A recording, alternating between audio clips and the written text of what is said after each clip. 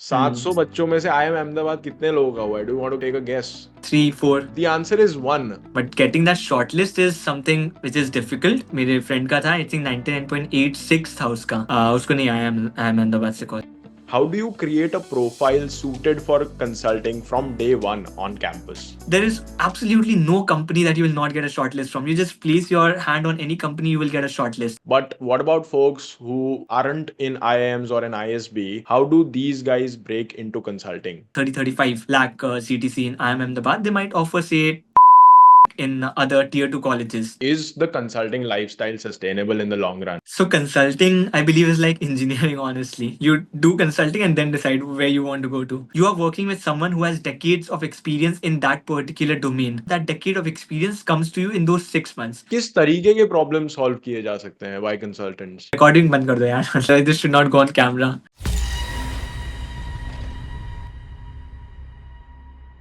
Today I'm thrilled to have with us Ananta Chhajer. We all know him. He's from IIM Ahmedabad. But a lesser known fact about him is that he's an ex-consultant from Accenture Strategy.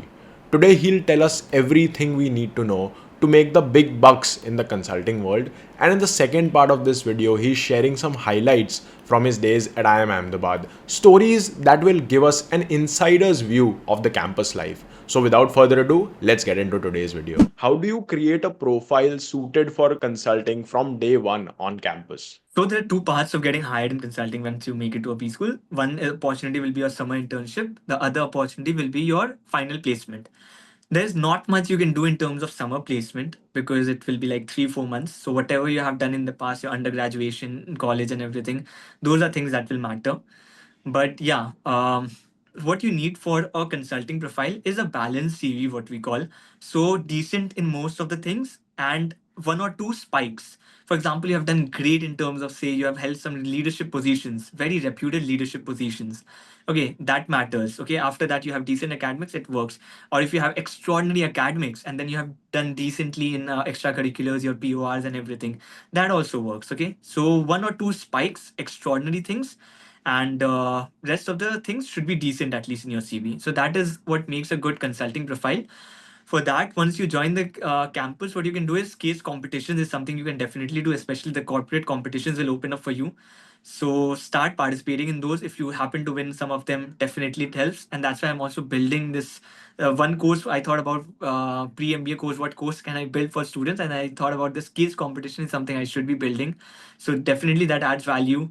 Excel, PowerPoint, these are certain things you can do that will help you in your internship itself. That when once you join your particular firm, obviously you need to use your Excel and PowerPoint and everything. So if you can learn it beforehand, definitely it will help you. Financial statement is something you need to spend a lot of time once you join the campus, especially if you're an engineer. So financial statement, learn the basics of it. So those are certain things you can do, and obviously the seniors and everyone will guide you to build a holistic CV, how to show that holistic CV. But honestly, till your summer placement comes, you cannot do a lot in terms of building your CV because everything what you have done in your undergraduation is what will matter. Your undergraduation college, your undergraduation CGPA, 10, 12 marks, extracurricular PURs that you have held already, those are things that will matter. And after your summer internship, you can then build your profile. Suppose you are in Ahmedabad and you are in top 10 in your academics, there is absolutely no company that you will not get a shortlist from. You just place your hand on any company, you will get a shortlist. So in that case, if you do well in academics and if you're in the top 10, every company is open for you. You don't need to think about other things. If you are really good, suppose you happen to win the elections, you are the general secretary, for example, and do decent in all other categories as well, then it means you have great leadership skill, right? So that also will get you a shortlist. And once you get a shortlist, after that it depends on your interview, how you prepare for those case study rounds. So that's about it. Understood, Anant. And one interesting aspect is we all know that getting into a tier one college is important. But what about folks who aren't in IIMs or in ISB? How do these guys break into consulting? So the way that if you go to tier two, these firms do visit the campus. However, the hiring number is very different. For example, a company might visit IIM Ahmedabad and hire 30, 35 people. For this other campus, it might be just one or two for tier two category. Second is the same company visit a campus. However, they hire for very different roles. For example, Bain has this capability network as well. Then you have McKinsey, which is knowledge center, and you have some other backend roles as well. So the package is different. For example, if McKinsey or any other company, any consulting firm offers 30-35 lakh CTC in IIM Ahmedabad, they might offer say 15 lakh in other tier two colleges. So you can get into that company, work there for a few years, and then transition to the front end roles. Or you can get into boutique consulting firms. For example, there are big fours and all those consulting firms that visit tier two, tier three. You work there, get specialized in a particular domain, and then switch to those top tier firms as well, and to the top tier roles, the front end roles. So that kind of switch lateral hiring as well happens. So you can switch from there as well. What does a day in the life of a consultant look like after an IIM Ahmedabad? So work life, it will be it depends completely on your project. So I was part of Accenture strategy. So every project was very different. Suppose you might have very good projects, you might have very bad projects. A bad project, when I say bad project, it's not necessarily in terms of your learning, but in terms of number of hours. So you might have to give like 14, 15 hours on that particular project every day. It might sometimes extend to the weekends as well. It is possible. However, there might be good days as well. Good days as well. It's like 10, 11 hours. It's something you will have to give. It cannot be less than that, especially in consulting. And different firms as well can have different hours, different kind of projects. So it will differ across firms and it will be very project specific as well. Most of the firms, it is actually project specific. So depending on how your project looks like, you have to spend that many hours. But on an average, if you want to ask, 12, 13 hours you can expect. There would be a bit of traveling. Monday morning, maybe you are going to the client site. Friday night, you are coming back to your home. So yeah, that also kind of adds up to your schedule. But yeah, you can expect that it will be slightly hectic. If you're not used to that kind of a lifestyle, it might seem a little bit hectic to you. The reason why a lot of people want to get into consulting is because there is a particular glamour associated with it. So do you think it really is there after working in it, or does it get old after a while? So glamour, I suppose you're thinking about the hotels and the flights Yes, that the you get to flights. stay in. Of course, that is there, that you get to stay in very good hotels. You're traveling every time, you collect a lot of points as well, those air miles and everything. So you can encash that later for very good vacations. But the idea is, I don't think that everyone now who gets into consulting is now used to the idea that this will fade in like 1 month or so. No one really gets excited by these things because ठीक है hotel मिल रहा है but क्या करोगे यार hotel का आप रात को आ रहे हो you are just staying there just having breakfast and leaving for your office it does not excite you after a month. At least it does not excite you anymore. Same hotel आप रहते हो and you want to come back to your home. Now you want more work from home projects. Honestly, no one likes to travel because travel adds to your work pressure, right? So no one wants to do that Monday morning, Friday night travel every now and then. If it's a work from home project, you get to stay at your home. It's much more valuable. It definitely is preferred after a while. So I think hotel and everything, the charm goes out maximum, I think, in a month. And one thing that I've always wondered about is the consulting lifestyle sustainable in the long run? Yeah, it is. I think it is. It depends on the person as well. For example, I like to work 14, 15 hours and I love my consulting job as well, honestly. So if it was only about the number of hours or about taking in those number of hours, it would not have been a problem for me. I would have easily taken it. And a lot of my friends who are there in McKinsey, Bain, BCG as well, they work even for more hours and they are perfectly fine with it and have no like inclination of leaving the job, so it works perfectly for them. But yes, there are some people who left their job very early because it was not sustainable. They went to the business side of things because it's more about work life, and then once you settle in your life as well, you get married and everything, there's a family as well. So that also adds to it. Some might choose to go towards the business side because it provides more work life balance, but it depends on the person. But this one part I did not understand. What do you mean by the business side of things? So, as consultants, we are basically consulting businesses, right? Suppose HUL comes to us for a marketing problem. So, okay, so as McKinsey, I'm consulting HUL. HUL is the business. I'm a consultant. If I go to HUL, so that becomes the business side of things. So a lot of consultants actually make that switch because now they have developed that network with those businesses. Suppose they have worked with 2 or 3 clients, they have developed that network and they have that contacts in those businesses as well. So that's what they call, I will now switch to the business side. So the business that I was consulting, now I will switch to the business side because that's better work-life balance. Understood, Anand. And this brings me to the exit options that we've all heard that consulting gives you some great exit options. So why is it that people say that? What are the kind of exit options that we are looking at? So consulting, I believe, is like engineering. Honestly, you do consulting and then decide where you want to go to. Because suppose you enter a marketing firm, you get tied up to that idea. Marketing is what you will be doing, okay, and then you will have those marketing firms hiring you. But once you enter consulting, after that you can say go to PE, you can go into VC, you can join a startup, you can go to the business side of things. As I'm saying, any MNC you can join, different consulting firms as well you can join. So obviously a lot of those options are open. Suppose you enter an investment banking firm, IB, then obviously your skills are tied to that firm, and mostly you would want to go into those kind of firms only, which is related to finance and stuff. Obviously from IB as well people can come into consulting. Those are things switch that we have seen, but more likely consulting gives you a lot many options, or it kind of keeps everyone open to any idea.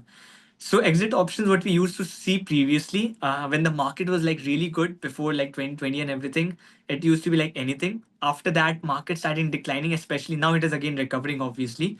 But there was a phase 2022, 23. So consultants were hired in other consulting firms or the business side of things or startups, but other roles were not very keen in hiring them. So there you see that, okay, if you don't have a specialized knowledge, it might sometimes become a problem as well. So in that way, you have to make your decision. If you're not sure what you want to do, consulting might be a very great option.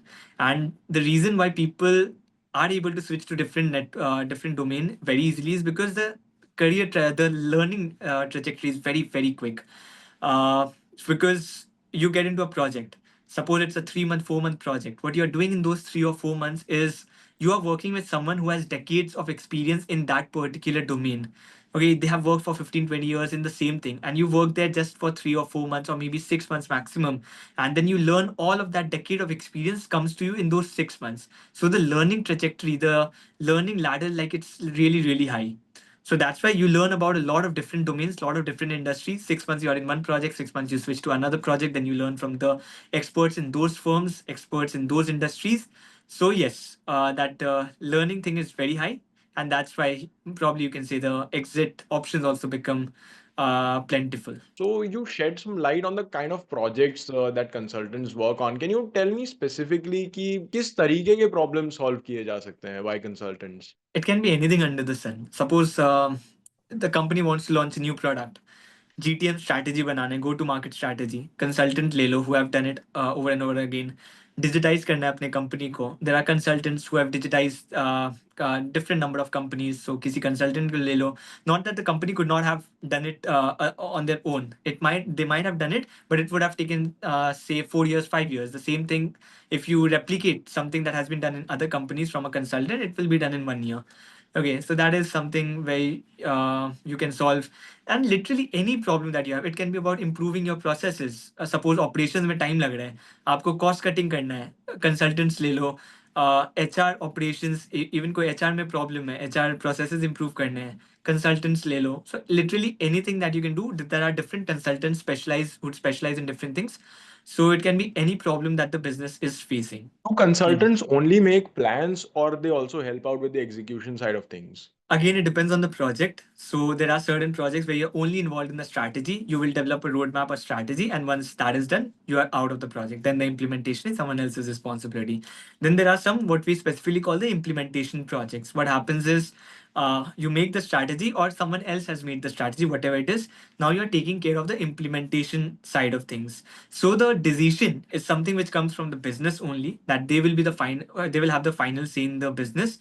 However, you will make very strong recommendations, and most of these consultants have direct contact with, say, the CEOs or the C network people in any company. So your recommendation does hold weight. You will recommend that this is how implementation has to be done. This is how it needs to be tracked. These are the KPIs that need to be tracked and everything.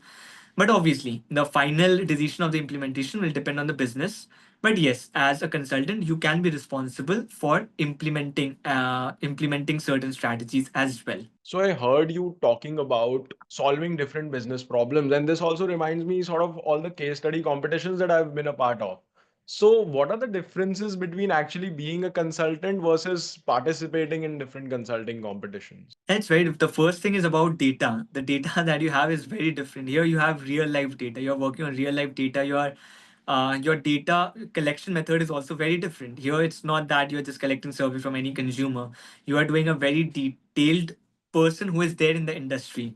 So real life data is something you get access to, and the structure of solving the problem is the same.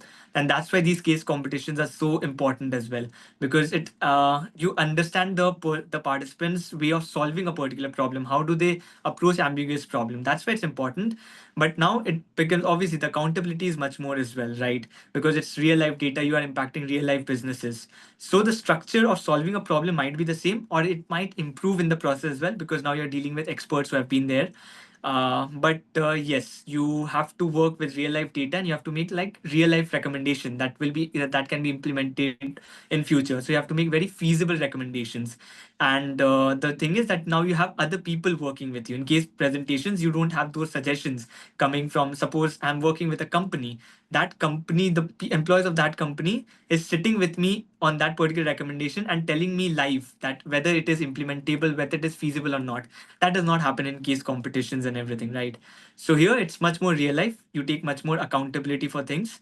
And obviously it's a little bit more professional as well. What you see in case competition is the presentations as well you make is very static and everything. Here, every slide should compel you to towards a particular story. You should have talking headers. The header should tell a particular story. If a particular slide is not taking you towards a certain analysis or a certain result, it does not add value, right? And you're presenting it to very high level people in those businesses. So you have to value their time as well. So those are certain things you have to get a little bit more professional. But yeah, the overall structure of solving a problem is the same. The thinking pattern is the same. So that, that sort of attests to the importance of these competitions as well.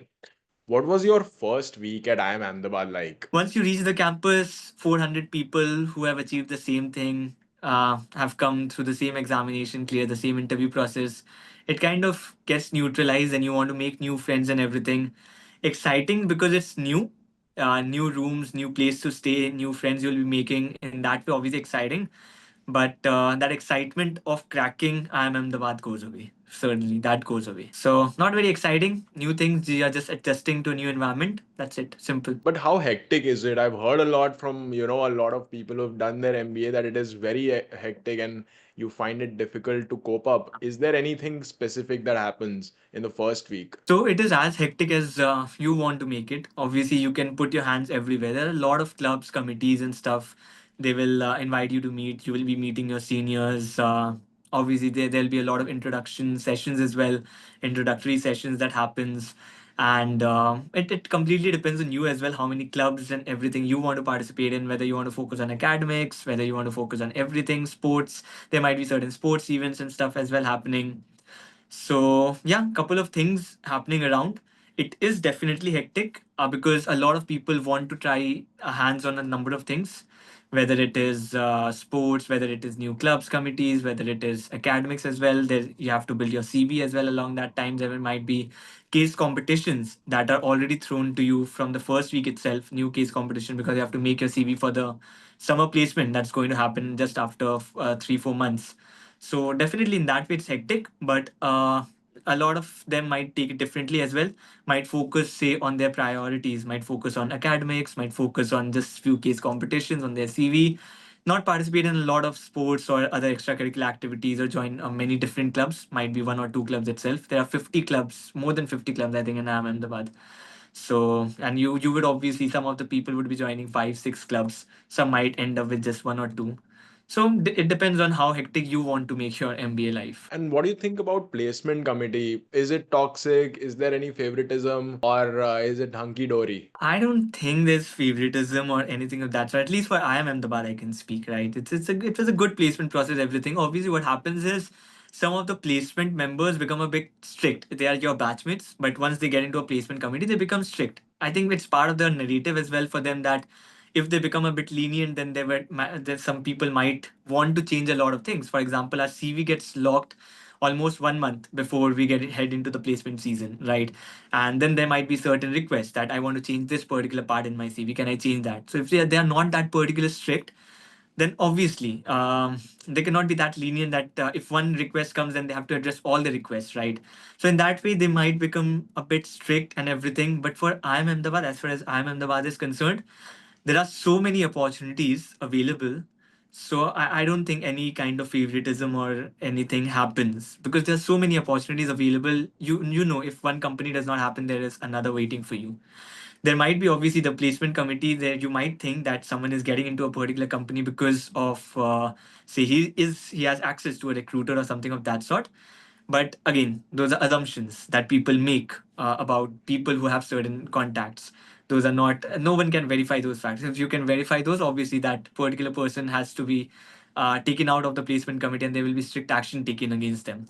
So no one can prove that, but there can be assumptions made about anyone, right?